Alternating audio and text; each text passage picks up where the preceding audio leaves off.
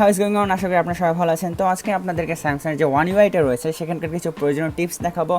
তো ভিডিওটি শুরু করার আগে ভিডিওতে একটি লাইক, আর যারা এখন পর্যন্ত আমার চ্যানেলটা সাবস্ক্রাইব করেননি আশা করি আপনারা আমার চ্যানেলটা সাবস্ক্রাইব করে ফেলবেন, আর যদি দুটোই করে ফেলে থাকেন তাহলে আপনাদেরকে অনেক অনেক থ্যাঙ্কস। প্রথমে আপনারা আপনাদের ফোনটা পিক আপ করেন, তারপর এখানকার যে ক্লকটা রয়েছে সেখানে যে কিছুক্ষণ প্রেস করেন, তাহলে কিন্তু আপনারা আপনাদের ফোনের কিছু শর্টকাট রয়েছে সেগুলোতে কিন্তু আপনারা ফোনটিকে আনলক না করেও অ্যাক্সেস করতে পারবেন। এর জন্য আপনাদের ক্লকটাকে কিছুক্ষণ চেপে ধরার পর আপনারা যে অন্যান্য কোনো সেটিং অ্যাড করতে চান বা শর্টকাট অ্যাড করতে চান, তারপর এখানে সেটিং নামে যে অপশনটি রয়েছে সেখানে যান। সেখানে যাওয়ার পর এখানে বেশ কিছু শর্টকাট আপনাদেরকে দেখাবে। তো এখান থেকে যে টগলগুলো রয়েছে সেগুলো অন করে দেন, তাহলে দেখতে পারেন যে আপনাদের যে লক স্ক্রিনটা রয়েছে সেখানে হচ্ছে আপনাদের যে ক্লকটি রয়েছে সেখানে কিছুক্ষণ চেপে ধরার পর যে শর্টকাটগুলো আপনারা এখানে অ্যাড করেছেন আর কি, সেগুলো আপনাদেরকে দেখাতে শুরু করবে। তো এটার একটা মজার বিষয় হলো, আপনারা যদি আপনাদের ফোনটিকে আনলক না করেন তাও কিন্তু এই যে শর্টকাটগুলো রয়েছে সেগুলোতে কিন্তু আপনারা অ্যাক্সেস করতে পারবেন। অনেক সময় এই এমার্জেন্সি সিচুয়েশনে এই যে শর্টকাটগুলো রয়েছে সেগুলো হয়তো আপনাদেরকে অনেক অনেক হেল্প করবে। এরপরে আমি আপনাদেরকে যে টিপসটার কথা বলবো সেটা সত্য কথা অনেক আপনাদের কাজে লাগবে। এর জন্য আপনাদেরকে প্রথমে আপনাদের যে নোটিফিকেশন সেন্টারটা রয়েছে সেখানে নিচে নিয়ে আসেন, তারপর এখানে দেখতে পাবেন যে সাউন্ডের যে মিউট, ভাইব্রেশন কিংবা নর্মাল মোডের যে অপশনটি রয়েছে, তারপর সেখানে যেটা নিচের দিকে সাউন্ড কিংবা ভাইব্রেশন বা অন্যান্য যে লেখাগুলো থাকে সেখানে সিলেক্ট করেন। সেখানে সিলেক্ট করার পর আপনারা নিচের দিকে দেখতে পাবেন কি জানেন, টেম্পোরারি সাইলেন্ট নামে একটা অপশন রয়েছে। আপনারা এটা যদি এনেবল করে দেন তাহলে হচ্ছে আপনারা আপনাদের নিজের ইচ্ছা মতো করে আপনাদের যে ফোনটি রয়েছে সেটা কতক্ষণ ধরে আপনারা সেটিকে সাইলেন্ট রাখতে চাচ্ছেন তো সেটা আপনারা এখান থেকে সেট করতে পারবেন। আর আরেকটা মজার বিষয় হলো, নিচের দিকে যে ডিটেলস নামে যে অপশনটি রয়েছে সেখানে যদি সিলেক্ট করেন তাহলে হচ্ছে আপনারা এখানে একটা টাইমার সেট করতে পারবেন যে আপনাদের যে ফোনটি রয়েছে সেটা হচ্ছে আপনারা কতক্ষণের জন্য সাইলেন্ট করে রাখবেন। এখানে আপনাদের বাই ডিফল্ট 1 ঘন্টা, 2 ঘন্টা, 3 ঘন্টার মতো দেওয়া আছে। আর আরেকটা মজার বিষয় হলো, আপনারা কিন্তু চাইলে সেটাকে মিনিটে আপনারা কিন্তু সেটাকে কনভার্ট করতে পারবেন। যদি আপনারা যদি চান 35 মিনিটের জন্য আপনারা আপনাদের ফোনটাকে সাইলেন্ট করে রাখবেন সেটাও কিন্তু আপনারা করতে পারবেন। আর এটা যদি আপনারা ইউজ করেন তাহলে হচ্ছে কোনো মিটিং কিংবা যদি কোনো ক্লাস টেস্ট থাকে সেই ক্ষেত্রে আপনাদের কোনো প্রবলেম হবে না। অন্যান্য যে কোনো ব্র্যান্ডের থেকে কিন্তু কল রেকর্ডিং করার যে একটা ফ্যাসিলিটিস রয়েছে সেটা কিন্তু স্যামসাংয়ের সব থেকে ভালো আর কি। কারণ হচ্ছে আপনারা যখন এখানে কল রেকর্ড করেন তো সেই ক্ষেত্রে হচ্ছে অন্য কেউ আসলে সেই মেসেজটা পায় না যে আপনারা আসলে সেই কল রেকর্ডটা করতেছেন কিনা। তো আপনারা চাইলে কিন্তু এখান থেকে যে আপনাদের কল রেকর্ডটা রয়েছে সেটা কিন্তু আপনারা ইন্ডিভিজুয়ালি কারো কল রেকর্ড করতে পারবেন। এর জন্য প্রথমে আপনাদের কল থেকে সেটিংয়ে, তারপর রেকর্ডিং নামে যে অপশনটা রয়েছে সেখানে যান, তারপর অটো কল রেকর্ড নামে যে অপশনটা রয়েছে সেখানে যান।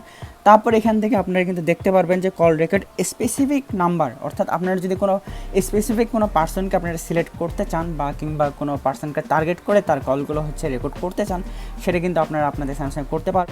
বিষয়টা অনেক কুল, এবং আপনারা যদি চান যে কোনো একটা পার্সনকে টার্গেট করে তার ভয়েসগুলো আপনারা রাখতে চাচ্ছেন সেটা আপনারা খুব সহজেই ভালোভাবে সংরক্ষণ করতে পারবেন।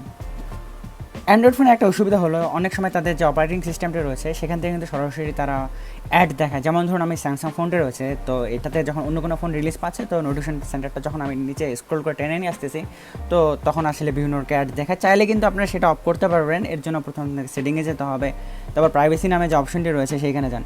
সেইখানে যাওয়ার পর আপনারা এখানে কাস্টমাইজেশন সার্ভিস নামে একটা অপশন রয়েছে সেখানে সিলেক্ট করেন। তারপরে নিচের দিকে স্ক্রল করে দেখতে পারবেন যে কাস্টমাইজড অ্যাড নামে একটা অপশন রয়েছে, সেখানকার যে টগলটা রয়েছে সেটা যদি আপনারা টার্ন অফ করে দেন তাহলে হচ্ছে আপনাদের যে ফোনটা রয়েছে সেখানে হচ্ছে আর সিস্টেম থেকে কোনো অ্যাপ দেখাবে না, এবং হচ্ছে বাড়তি কোনো নোটিফিকেশান যেগুলো রয়েছে অ্যাডেড তো সেগুলো আপনাদেরকে দেখাবে না। এর ফলে হবে কি আপনাদের ফোনটা অনেক ক্লিন লাগবে এবং আপনাদের ডাটা যেগুলো রয়েছে একটু হলেও সেভ হবে।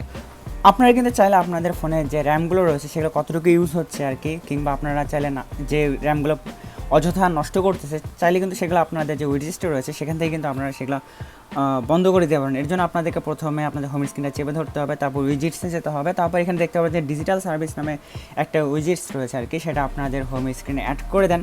তাহলে এর ফলে আপনারা এখান থেকে সরাসরি আপনারা মনিটর করতে পারবেন যে আপনাদের ফোনে কতটুকু স্টোরেজ ইউজ হচ্ছে, তারপর হচ্ছে কতটুকু র্যাম ইউজ হচ্ছে, কিংবা হচ্ছে যে বাড়তি র্যামগুলো ইউজ হচ্ছে আর কি, সেগুলো কিন্তু আপনারা চাইলে সেগুলো আপনারা এখান থেকে বন্ধ করে দিতে পারবেন।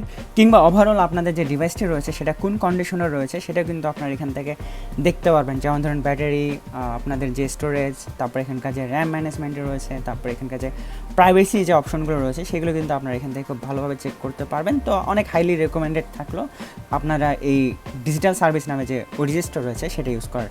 তো পরবর্তী যে টিপসটি রয়েছে সেটা হচ্ছে মিউজিক প্লেয়ারের। স্যামসাং হচ্ছে বাই ডিফল্ট হচ্ছে স্পটিফাইয়ের একটা মিউজিক প্লেয়ার তারা দিয়ে রাখে। তো এটার একটা সমস্যা হলো, এটা কিন্তু প্রচুর অ্যাড আসে, আপনাদেরকে বলে যে আপনারা সাবস্ক্রিপশনে করে আপনারা অ্যাড করে নেন।